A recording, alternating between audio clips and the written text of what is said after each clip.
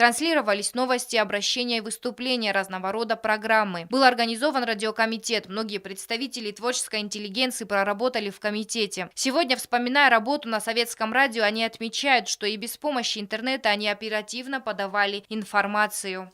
В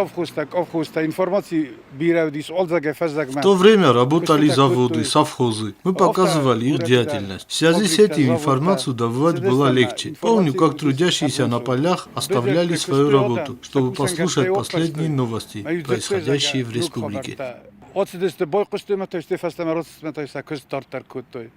Радио перебирается в нынешнее здание ГТРК ИР, и особое значение работа местного радио приобрела в годы грузино-остинского противостояния. Народ ждал последних новостей о происходящих событиях, но во время войны в начале 90-х сильно пострадало здание, техника, и радио приостановило свою работу. После долгих попыток возобновить деятельность государственного радио 31 декабря 2007 года радио наконец начало вещание. С тех пор радищики всегда в эфире.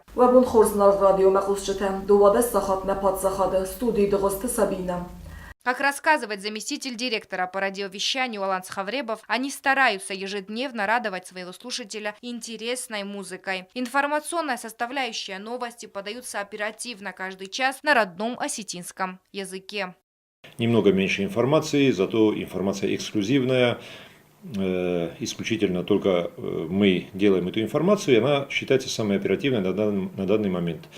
Каждый час у нас выходят новости на остинском языке, и мы говорим о том, что происходит в Южной Осетии, в Схинвале и вокруг Южной Осетии. То есть мы не касаемся мировых новостей, российских новостей, каких-то других международных новостей. Обо всем можно почитать в интернете.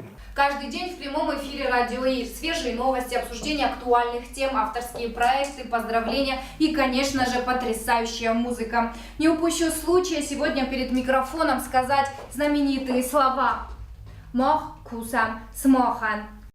Развлекательная часть радиовещания состоит из разных рубрик: искусство, кулинария, национальный язык и многое другое. Утренний эфир традиционно самый важный. Цель – создать с утра хорошее настроение слушателям. Стараемся делать утреннее шоу веселым, информационно насыщенным, легким, чтобы, слушая радио, люди настраивались на позитивную волну, признается Нина Кулиджанова, ведущая утреннего эфира. У радио ИР есть страницы и в социальных сетях. Популярностью пользовались прямые эфиры в Фейсбуке, особенно у наших соотечественников, проживающих за пределами республики. Да и среди местного населения им интересно увидеть людей, которых ты ежедневно слушаешь. Нам нужно какое-то движение, нам хочется что-то новое, что-то интересное, чтобы было, и чтобы наши слушатели оставались с нами. Поэтому мы проводим прямые эфиры, которые идут одновременно в радиоэфире и в эфире Facebook.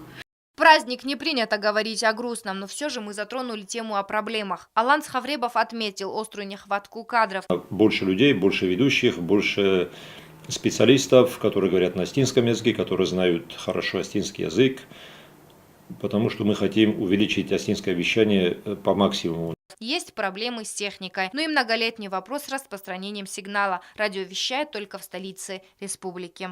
К сожалению, радио ИР-ФМ сейчас вещает только на территорию Схинвала и на те участки, где видна антенна с горы Паук. Но несмотря ни на что, радищики в век новых технологий составляют другим СМИ достойную конкуренцию.